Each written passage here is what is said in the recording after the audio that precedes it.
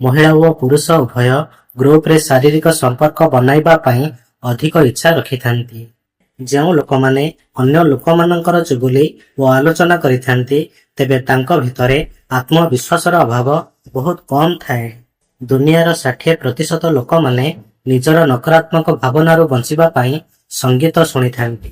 ଯୌନ ଉତ୍ତେଜିତ ହେବା ଦ୍ୱାରା ଆପଣଙ୍କୁ କୌଣସି ବି ଜିନିଷ ବା କାହା ପ୍ରତି ଘୃଣା ଅନୁଭବ ହେବାର ସମ୍ଭାବନା ବହୁତ କମ୍ ହୋଇଯାଇଥାଏ। କିଛି ବି ଫରକ ପଡ଼ିନଥାଏ କିଏ ଆପଣଙ୍କୁ ପାଇବା ପାଇଁ ମରୁଛି, କିନ୍ତୁ ଫରକ ସେତେବେଳେ ପଡ଼ିଥାଏ ଯଦି କେହି ଆପଣଙ୍କୁ ହରେଇବା ପାଇଁ ଡରୁଛି।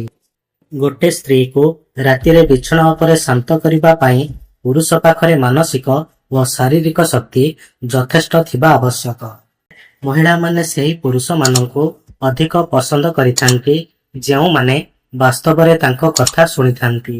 ଆପଣ ବି ସମୟ ପରି ବନି ଯାଆନ୍ତୁ। ଯେଉଁମାନେ ଆପଣଙ୍କର ସମ୍ମାନ କରନ୍ତି ନାହିଁ ତାଙ୍କୁ ଦ୍ୱିତୀୟ ଥର ସାକ୍ଷାତ କରନ୍ତୁ ନାହିଁ।